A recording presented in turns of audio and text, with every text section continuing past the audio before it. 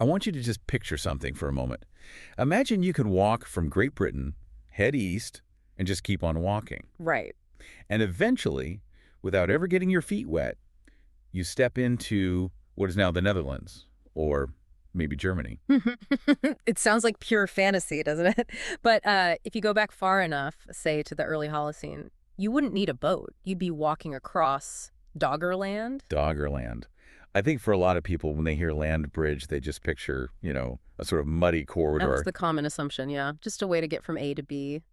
But the sources we have suggest that's not the case at all, is it? Not even close. Doggerland wasn't some transit zone. It was, for all intents and purposes, the heartland of Mesolithic Europe.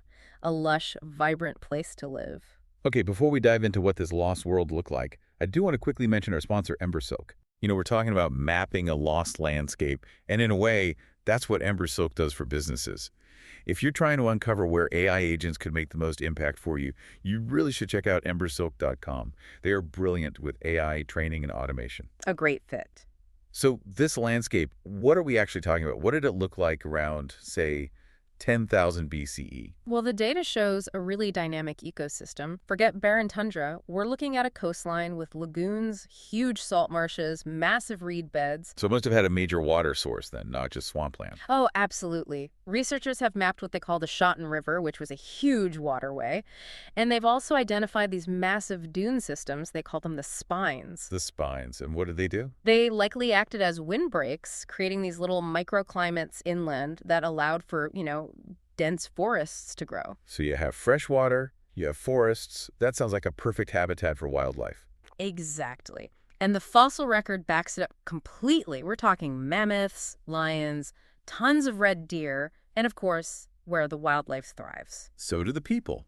The sources mention the Maglemosian culture. That's right. These were Mesolithic hunter-gatherers, and they were perfectly adapted to this kind of marshy, river-rich environment. They weren't just passing through. This was home. More of a destination than a bridge. Precisely. It was probably Europe's best hunting and fishing ground. Which raises the big question. If it was so prosperous, but it's now all buried under the North Sea, how on earth do we know any of this? Well, for the longest time, it was purely by accident. For over 100 years, fishing trawlers have been dragging things up from the seafloor. Right. I read about the trawler Kalinda. That was a key moment. That was the big one. 1931, they were fishing, and they hauled up this big chunk of peat.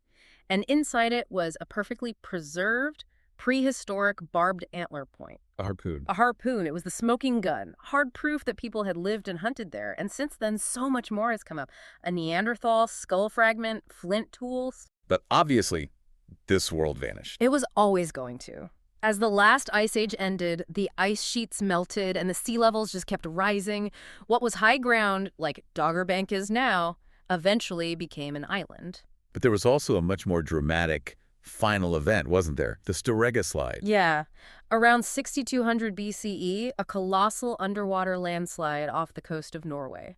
And when you say colossal?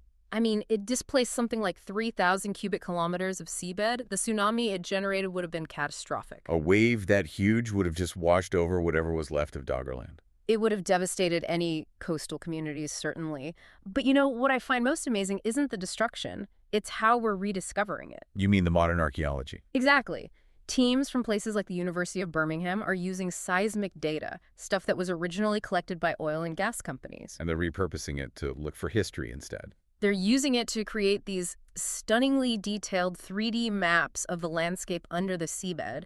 We can literally see the hills and the river valleys again. That is just incredible, to use modern tools to reclaim a whole lost chapter of human history. It really is. It shows this amazing resilience, not just of people back then, but of our own curiosity and ingenuity now.